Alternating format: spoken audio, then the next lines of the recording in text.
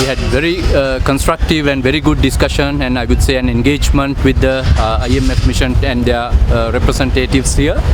It was a good opportunity for both parties to understand each other more closely, particularly in relation to the policy alignments, because there's a lot of fear-mongering that has been created out there relating to the NPP engagement, particularly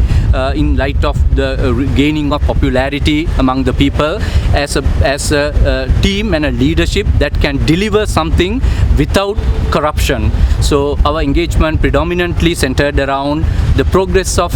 implementation of governance and reform frameworks in Sri Lanka that has been suggested and recommended by the IMF team. Also, we highlighted and discussed certain concerns relating to, even in the presence of IMF program,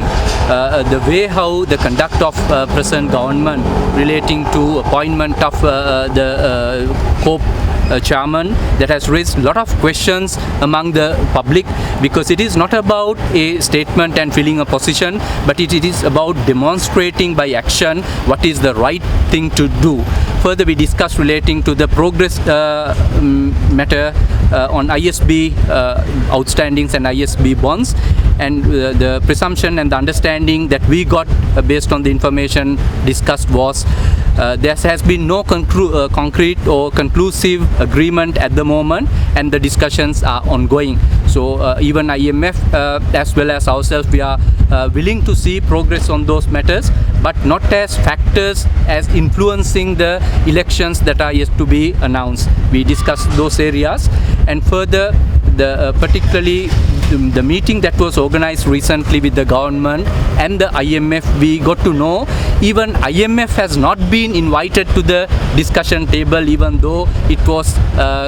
promoted as a IMF discussion. So in the eyes of international public, international community, in a way we are earning a bad reputation that the highest level of the country is bringing IMF into an equation where they have not been even called for the discussion. Particularly there were other areas in detail that we were discussing relating to the economic policy, and they had understood based on the discussions that we are coming up with practical approaches to resolve some of the problems. Many are aware of the problems and issues the country has gone through due to lack of governance, lack of transparency, due to rampant corruption, and IMF was happy to hear some of the proposals that we are working on